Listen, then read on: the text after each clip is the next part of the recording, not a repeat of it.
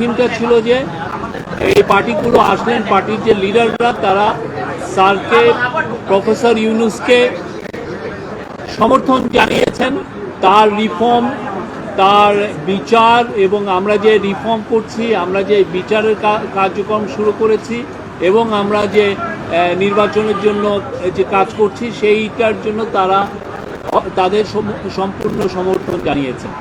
R at the same time তারা বলেছেন যে তারা আমাদের চিফ অ্যাডভাইজার এবং আমাদের যে ইন্টারিম গভর্নমেন্টের পাশে থাকবেন।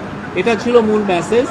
আর অনেকগুলো বিষয় নিয়ে কথা হয়েছে, ইলেকশন নিয়ে কথা হয়েছে, রিফর্মের প্রোগ্রেস নিয়ে কথা হয়েছে, ইলেকশন নিয়ে কেউ স্যার আবারও জানিয়েছেন যে তিনি ইলেকশন ডিসেম্বর থেকে জুনের মধ্যে করবেন এবং 30শে জুনের ওই পারে যাবে না, ইলেকশনটা 30শে জুনের মধ্যে হবে, উনি আবারও জানিয়েছেন এবং এতে সবাই সন্তোষ প্রকাশ করেছেন। এই ছিল আজকের মূল মিটিংয়ের খুবই আমি সংক্ষিপ্ত সার যদি বলি, এইটাই ছিল মেন। আর স্যার তার ভাষণে দুইটা গ্রুপের সাথে ইন্টারাকশনের সময় কিছু কথা বলেছেন, তার মধ্যে আমি প্রফেসর ইউনূসকে কোট করছি, উনি যেটা বলেছেন, আমরা বড় যুদ্ধাবস্থার ভিতরে আছি। আওয়ামী লীগের কার্যক্রম নিষিদ্ধ হওয়ার পরে ডিস্টাবিলাইজ করার জন্য যত রকমভাবে পারে চেষ্টা করছে, এটা থেকে আমাদের রক্ষা করতে হবে।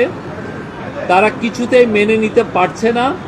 বিভাজন থেকে আমাদের উদ্ধার পেতে হবে, ঐক্যমত থাকতে হবে। আত্মমর্যাদাপূর্ণ জাতি হিসেবে আমরা যতটুকু দাঁড়াতে পেরেছি এটা যেন সামনের দিকে যায়। সবাই একসঙ্গে বসাতে উনি বলছেন যে আমি মনে সাহস পেলাম। সুষ্ঠু নির্বাচন করতে না পারলে আমি অপরাধী অনুভব করব।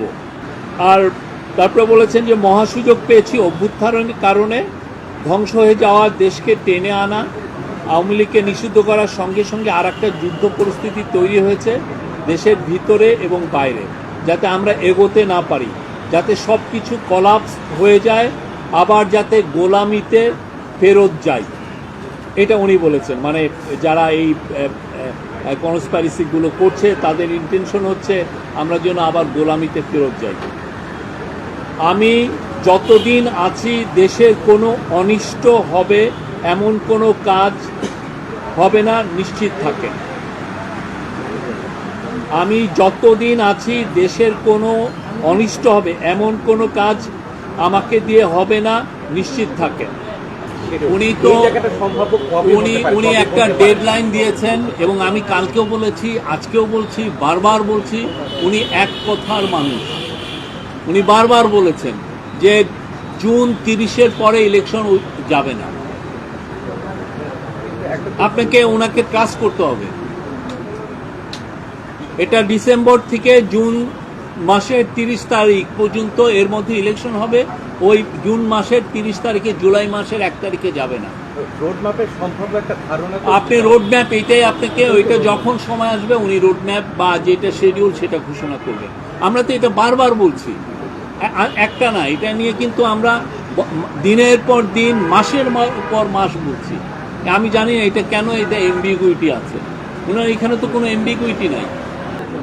ইউনূস সাহেব, প্রফেসর ইউনূস জানিয়েছেন উনি জুন মাসের 30 তারিখের পরে থাকবেন না, একদিনও থাকবেন না। আমি বললাম তো, উনি বলেছেন জুন মাসের 30 তারিখের পরে একদিনও থাকবেন না। আমাদের গভর্নমেন্টের তো 3টা ব্রড কাজ আমরা বলেছি।